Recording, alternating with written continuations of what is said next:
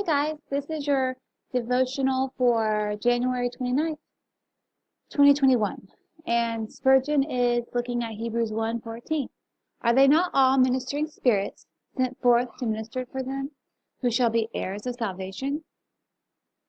He writes, angels are the unseen attendants of the saints of God. They bear us up in their hands lest we dash our foot against a stone.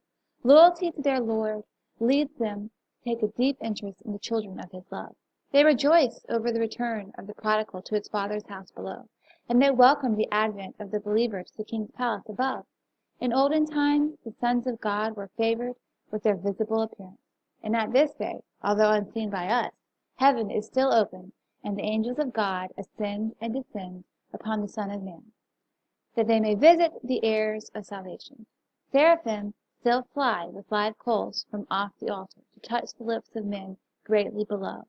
If our eyes could be opened, we should see horses of fire and chariots of fire about the servants of the Lord, for we have come to an innumerable company of angels, who are all watchers and protectors of the seed royal. Spenser's line is no poetic fiction, where he sings, how oft do they with golden pinions cleave the flitting skies, like flying pursuivants against foul fiends to aid us militants. To what dignity are the chosen elevated when the brilliant courtiers of heaven become their willing servitors? Into what communion are we raised, since we have intercourse with spotless celestials?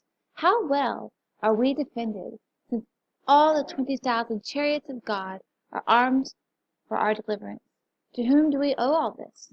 Let the Lord Jesus Christ be forever endeared to us, for through him we are made to sit in heavenly places, far above principalities and powers.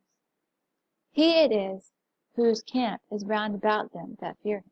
He is the true Michael, whose foot is upon the dragon. All hail, Jesus, thou angel of Jehovah's presence. To thee this family offers its morning vows. Okay, so Spurgeon's talking about angels in the biblical sense, which is important to know what the Bible says about angels, because our culture has a lot of silly beliefs about angels, usually influenced by television shows like Touched by an Angel, which might be past your time, but it used to be on television. So what I want you to do is to answer this question. How do you think of angels? And I do want to point out when he says, Hail Jesus, thou angel of Jehovah's presence, angel actually is a word that means minister. Okay, so let me know what you think about angels. Thank you. Bye.